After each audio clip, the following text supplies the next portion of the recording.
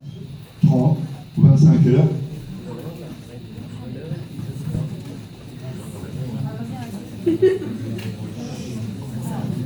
Non mais là, on a fait en sorte de baisser les charges qui pèsent sur le salaire, donc charges patronales, charges salariales, à temps de travail équivalent.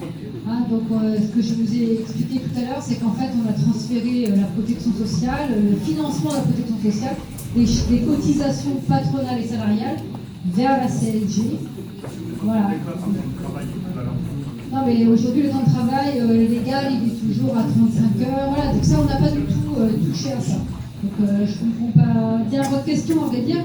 Ce qu'on fait, c'est qu'on transfère la charge du financement de la protection sociale, des cotisations patronales et salariales vers la CSG. Une partie dans tous les cas du financement. Voilà, mais à temps de travail équivalent. Et comme ça, on fait baisser les charges qui pèsent sur les salariés et sur les entreprises. Mais moi, je voudrais dire quelque chose. Ça me plaît pas du tout ce que vous dites. Parce que vous parlez de baisser les charges sur les heures. C'est bien de supprimer les charges sur les heures. Mais quand vous supprimez les charges sur les heures, au moment de la retraite, il n'y a rien de tout. Toute la CSG, toute la CSG, on la paiera toujours et ça ne compte pas pour la retraite de toute façon la CSG. Donc supprimez carrément la CSG et le CRDS. Là vous prendrez du pouvoir d'achat sans impacter 30 ans après les gens au moment de la retraite. Parce que ce que vous êtes en train de faire, diminuer les charges sur les heures supplémentaires, c'est sur les heures, sur le travail, c'est impacter la retraite 30 ans après. C'est un calcul qui est fait, c'est vicieux ce calcul-là.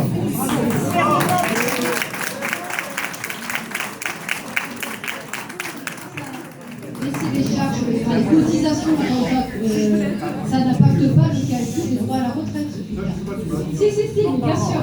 Mais c'est bien pour ça qu'on prend. Enfin, de toute façon, ce qui compte, c'est de pouvoir financer la protection sociale, c'est la santé et puis la retraite. Garder les charges et supprimer la CSG. Oui, mais il y a les charges, on dit qu'il faut baisser les charges quand on met sur donc, moi, je vous dis que c'est sur le salaire brut qu'on calcule pas la retraite de toutes ces manières. Donc ça n'impacte pas les droits à la retraite. Une fois que vous devez retirer les charges, le salaire. Juste sur ce point, plutôt que stimuler les gens à faire des heures supplémentaires, on pourrait peut-être stimuler les entreprises à embaucher. Ça réglerait aussi pas mal de problèmes. Alors moi, je vais vous raconter le quotidien des Français. Il y a des gens qui ne mangent pas à leur faim. Il y a des gosses qui mangent une fois par jour, c'est à la cantine. Il y a des gens qui vont sécher leur protection sur le chauffage pour pouvoir la garder plusieurs jours. Il y a des gens qui ne se chauffent pas, qui tombent malades, qui ne peuvent plus rien faire. Donc, pour rebondir sur les propos de M. Castaner, c'est pas les gilets jaunes qui prennent en otage, c'est la précarité, madame. Bravo.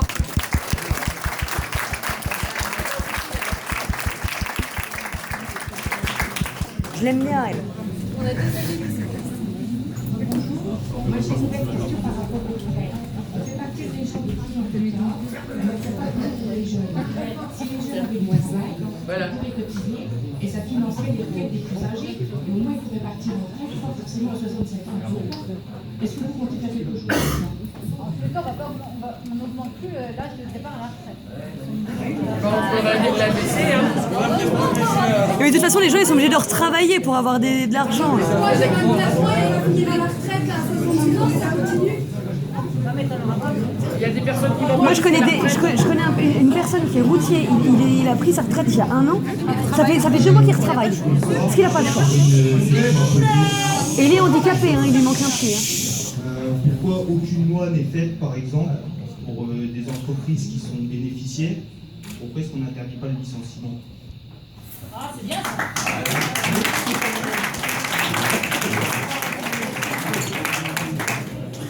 Aujourd'hui, on a des lois sur les conditions de licenciement économique en tous les cas.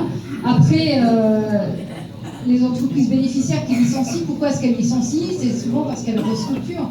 Alors après, moi je ne suis pas du tout favorable à ce que les boîtes bénéficiaires licencient. Je suis en train de me battre justement sur la papeterie de Stenay pour faire en sorte qu'ils ne ferment pas comme ça et qu'ils ne mettent pas 80 mètres sur le carreau. Donc c'est... Oui, le PSA, oui, bah, vous avez bien vu dans quel... ça fait des dizaines d'années qu'effectivement les entreprises elles vont délocaliser le travail. Et ça, justement, on essaie de faire en sorte de lutter contre ça. et de mettre en place des conditions économiques pour que les entreprises elles gardent les emplois en France et qu'elles aient intérêt à rester en France. Voilà. Mais ça fait 30 ans qu'on nous bassine avec Ouais, je sais bien. C'est le même discours à chaque fois. Premier qui a délocalisé en France, c'est Renault. Si tu veux parler, tu viens là et tu prends le micro, s'il te plaît. Là, quand on parle de PSA, il y a le groupe Ford qui va licencier 2000 personnes en France, il ne faut pas l'oublier. Ah, bon, ça... Ça dérange personne. Non, ça dérange personne. Tout à l'heure, je vous avais parlé sur les taxes. Bon, c'est vrai que c'était toujours les mêmes qui payaient. Bon, bah, c'est des gens comme nous qui payons. Bon, bah, je pense que j'avais une question à vous poser, c'était savoir si les députés et les sénateurs et les ministres et même notre président, notre président, pour moi, il ne représente rien, parce que moi, personnellement, je suis président à l'heure actuelle. Est-ce que vous étiez prêt à faire un effort comme font le peuple français, de baisser un petit peu votre salaire comme nous on a baissé le train de vie de l'État. Maintenant j'attends les réponses de votre part. Bon bah c'est tombé sur vous.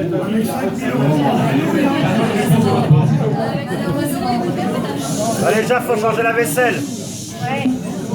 Il faut payer Madame Macron. On l'a. Moi, je veux pas de problème à baisser le salaire de l'État, à baisser les salaires des ministres, à baisser les salaires des parlementaires. Ouais, il dorment à l'Assemblée nationale, il roupille. J'ai pas encore eu le temps, il dort. Je vous ai déjà expliqué qu'il y avait une grosse partie de l'indemnité qu'on a complètement sortie des rémunérations des députés. Ils travaillent moins que nous, Voilà, ce qui était jusqu'à présent considéré comme des compléments de salaire, ont complètement été sortis.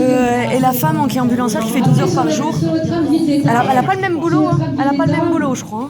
Il y a beaucoup d'efforts à faire, ça c'est sûr. Montrez-nous l'exemple. Notamment au niveau des hauts fonctionnaires qui sont détachés dans des autorités indépendantes, par exemple, qui sortent complètement des cadres salariaux. Donc, bien évidemment, tout ça, il faut le remettre à plat. Mais vous attendez quoi pour J'ai faire? aucun problème à plafonner le niveau de salaire des hauts fonctionnaires, des représentants de l'État. Il n'y a pas besoin autant d'avions, d'hélicoptères pour leur président. Hein. Castaner, quand tu vas voir les gilets jaunes, ils font l'hélicoptère. Comment qu'elle fait, la Merkel? Ah oui. Ça va être supprimé, ça. Avec une nouvelle vaisselle. Ah, ils sont honteux, les retraites qu'ils ont. Hein. Honteux. Donc Julie, 24 ans. Voilà, je suis respectueuse envers tout le monde, il n'y a pas de souci, mais les belles paroles, il y en a marre. Il y en a vraiment marre. J'ai 24 ans, je pense que j'ai plus d'avenir du tout. On attend que ça bouge, en fait ça ne bougera pas, donc on restera là et on fera notre propre loi et notre référendum comme tout le monde. Je pense que tout le monde est d'accord.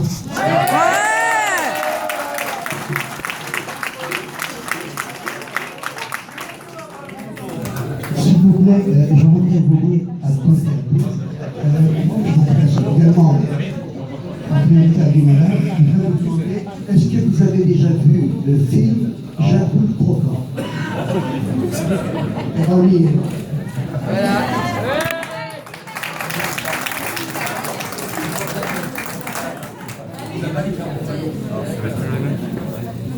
Alors moi, je Lève la main. Le problème, c'est que je crois qu'ils n'ont pas compris. Maintenant, j'ai peut-être 25 ans. Les employeurs, quand ils voient arriver un jeune de moins de 25 ans pour les postes de voix, il va arriver, ils vont le prendre. Pourquoi? Parce qu'ils ont différentes aides de l'État pour embaucher les jeunes. Moi, ça fait 20 ans que je travaille en intérim, j'ai jamais connu un seul CDI. J'ai eu 3 CDD. Donc, il y a quelque chose à faire quand même, je pense.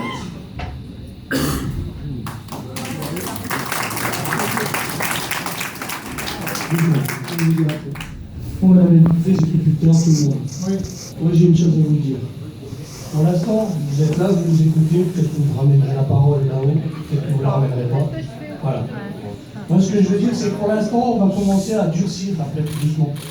Pour l'instant, on a été calme, tout le monde. En France, il y a des endroits où ils ont été très très durs. Le problème, c'est qu'à un moment, les gens qui travaillent, ils vont être bloqués. Quand ils n'auront plus de sous, et on va arriver dans un moment, on va arriver dans une guerre civile. Et vous serez les responsables. Parce que vous n'aurez jamais bougé. C'est méchant ce que je viens de dire, mais on y va plus doucement. Alors, il est temps de réagir. Mais c'est ce qu'ils veulent en fait. Parce que là, mais c'est ce qu'ils veulent en fait. les faits vont se passer. Ils veulent qu'on. Parce qu'il y en a qui vont passer le fait dehors. Il y en a d'autres qui vont passer leur retraite, ils vont être contents, ils vont être avec la famille. Mais ceux qui vont passer les fêtes dehors, vous serez les responsables quand ils vont commencer à durcir et qu'ils vont bloquer. Parce que ces gens-là, ils empêcheront les autres d'aller travailler, de gagner de l'argent, et à un moment, ça va finir avec des coups, avec des bastons partout à droite et à gauche, et c'est ce qu'on ne veut pas. On veut que nos élus, ceux qui sont en haut, à la pyramide tout en haut, ils réagissent tout de suite. Voilà.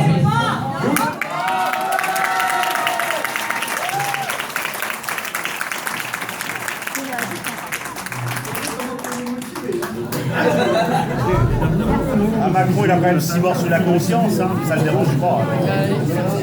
Il en a rien à foutre, il s'en fout. Le pire, c'est qu'il s'en fout même de sa vie. Il est responsable, hein. Il est responsable. Il ne prendrait pas de haut, il écoutera un peu le peuple. Pourquoi faire pas comme en Suisse, on va faire des référendums, il y a des choses plus à faire. Allez, un peu de silence, s'il vous plaît. Alors, on nous parle d'économie. Alors, le gouvernement va montrer l'exemple en réduisant ses dépenses. Comme vous le savez, les États-Unis, ils sont 325 millions d'habitants. Le Congrès, le Parlement des États-Unis sont 535 représentants. Ils ont 100 sénateurs. Ils ont 435 représentants. La France, nous sommes que 67 200 habitants. Nous avons 925 représentants. Nous avons 348 sénateurs. Nous avons 577 députés. Ça ne va rien. Il faut les payer. On va faire ça. Si nous optons pour 101 sénateurs et 303 députés, le gouvernement va faire nous allons faire une économie de 83 millions d'euros par an au minimum. Bien sûr, on pourrait nous aussi indexer leur salaire sur le SMIC. On pourrait. On demande la remise à jour des divers avantages, notamment les 1 500 € que perçoive un député qui n'est plus député. Même chose pour nos présidents qui ne sont plus des présidents. Voilà. 13 millions par an. Pareil. Plus de voiture de fonction, plus rien. Allez, bam, 500 € par mois, bam, Non, en fait, on n'est pas là pour poser des questions, je ne suis pas d'accord. On est là pour expliquer à M. Macron ce que nous voulons. Ce n'est pas ces gens-là qui vont décider, c'est M. Macron. M. Macron décide de tout. Vous avez remarqué? Il décide de tout. Il n'y a pas avoir des sénateurs ou des députés, il décide de tout. C'est Chypre qui décide.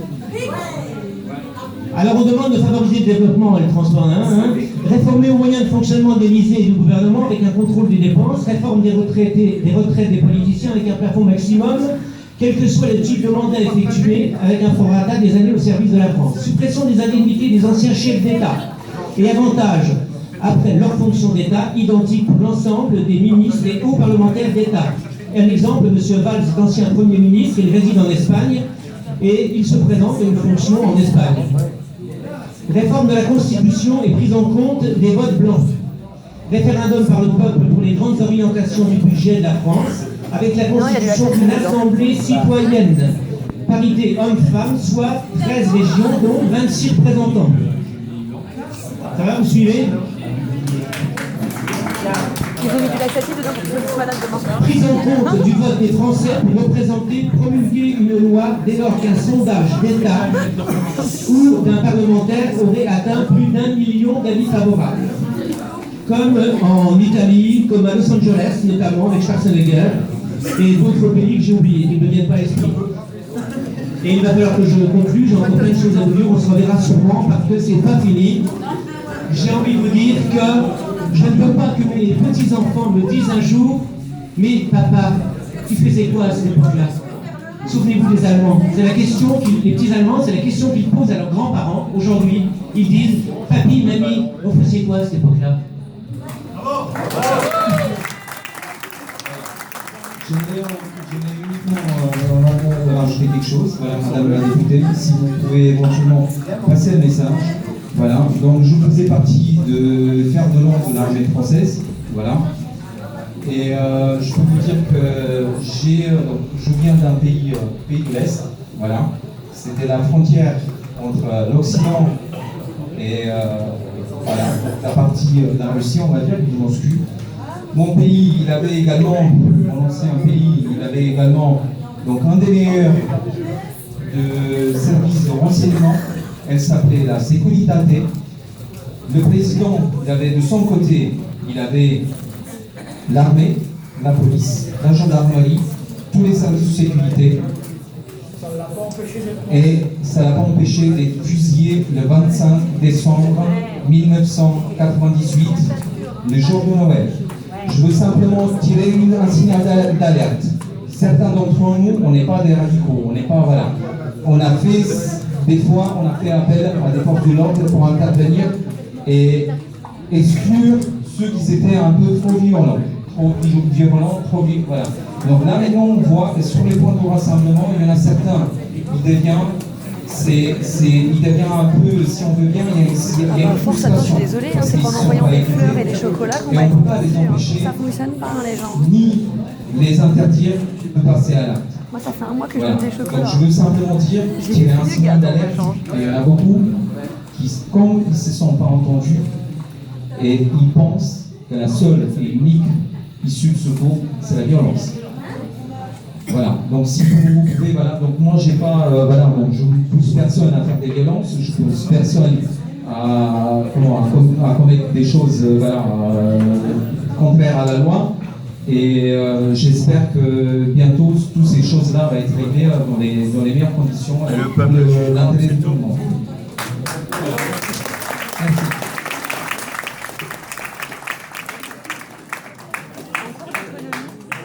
En cours d'économie, alors en école de commerce, il y avait un prof qui nous a expliqué. Pour faire remonter l'économie d'un pays, il y a trois choses. La guerre mondiale, on lui a mis le panneau de revendication qu'elle est censée redonner à notre président. Voilà. Un changement de gouvernement. C'est que vu que la première solution n'est pas envisageable parce que c'est nucléaire, eux ils veulent la deuxième solution pour pas qu'il y ait un troisième. C'est ça, sauf que si, moi je veux un changement de système. Un changement de système pour mettre une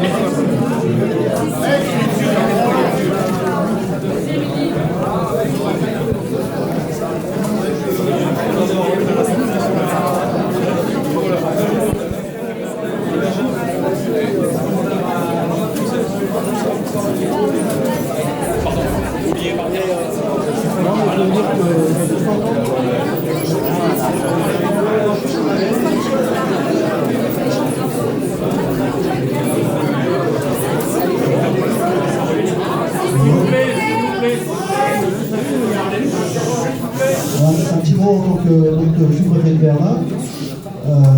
Donc j'ai l'impression, là, ça fait 2 heures à peu près pour moi. Oui, voilà, on a pensé, on a mis du temps à démarrer, on a mis un petit peu de temps à démarrer. Moi j'ai l'impression qu'on a respecté ce sur quoi on s'était entendu dimanche soir, c'était de passer déjà un moment ce soir pour discuter, pour échanger en présence des élus, de la ville de Verdun, de l'agglomération, de madame la députée. Donc un échange, des questions-réponses, des réponses qui vous ont été apportées, qui ne donnent pas toujours satisfaction, des explications. On a écouté les discours. D'autres échanges comme cela, il y en aura d'autres. Vous avez entendu, c'est ce que souhaite le président de la République. Ouais, mais s'il en tient le réco, est-ce qu'il en tient le réco? Mais il viendra en hélico comme Castaner. Qu'est-ce que vous souhaitiez? Excusez-moi, discuter, être entendu. Discuter, être entendu. Donc il faut passer du temps ensemble. Il y a des choses qui sont dites, il y a des choses qui méritent discussion, qui méritent d'être entendues, qui méritent de remonter, et elles remonteront, et on est là pour ça. Voilà. Donc on reprendra, et c'est ce que demande le président de la République, et c'est ce qui sera fait avec les maires, avec les élus, avec les préfets, avec tous les élus. Je voudrais vous remercier pour l'hommage qui a été rendu au début de cette réunion. L'hommage des victimes donc à Strasbourg, et puis aussi les victimes des accidents sur les sites tenus par les Gilets jaunes. Donc c'est très bien de leur rendre hommage, et je voudrais rendre hommage, et vous l'avez fait d'une certaine manière en pensant à ce qui se passe à Strasbourg, rendre hommage aussi aux forces de l'ordre. Parce qu'on est dans un pays libre. Ouh, la Mais vous savez qu'elles sont très sollicitées. Elles sont très sollicitées pour assurer votre sécurité.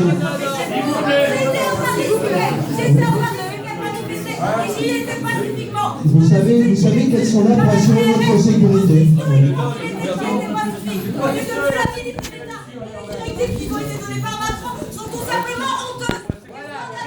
Allez, allez.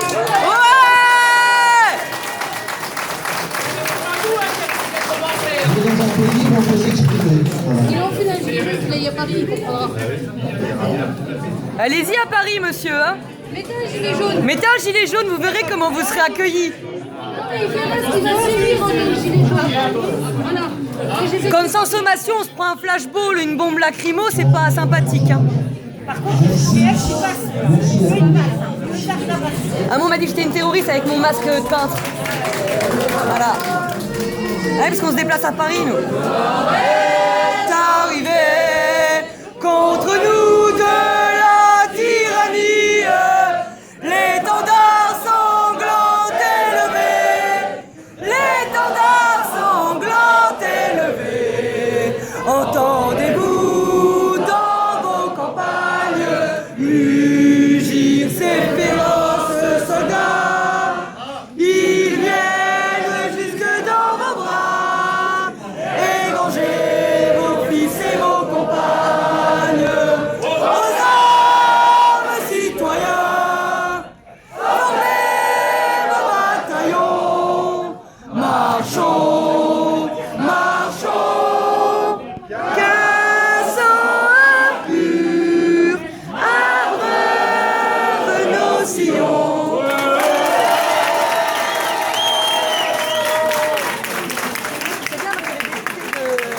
La République en marche, on ne change pas la République. Parce que la République en marche, hein, ils sont. On a vu que la députée, mais.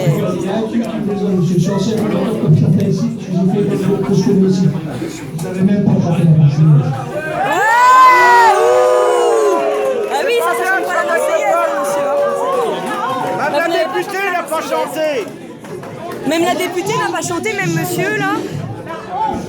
Est-ce que le gars... On n'est même pas sûr qu'ils la connaissent.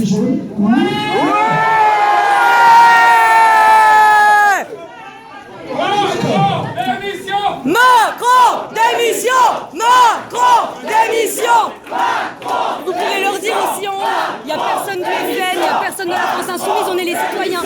Et eux, ils peuvent essayer de venir. On n'en veut pas, ils auront le même qui occupe Macron. Voilà, le même qui occupe Macron.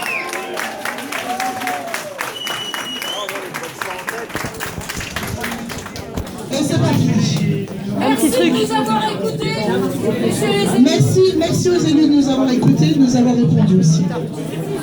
Et à savoir, on n'oublie pas que ce soit la République en marche, la France Insoumise ou le FN, ça sera pareil que Macron, ça sera un pied au cul, on n'en veut pas. On veut les citoyens, le peuple, par le peuple, pour le peuple.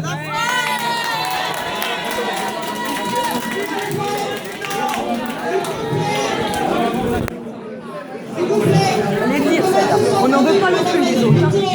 Sera demain matin à 8h à l'Assemblée. Madame la députée, s'il vous plaît.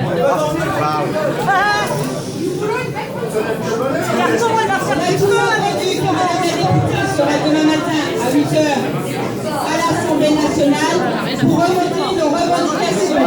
Tu parles, elle écoute même pas. Elle écoute même pas, elle s'en fout.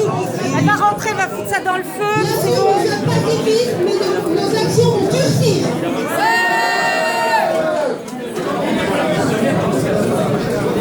Ah, j'ai oublié de leur dire qu'on est aussi avec voilà, on est tous ensemble, hein. Tous ensemble, tous.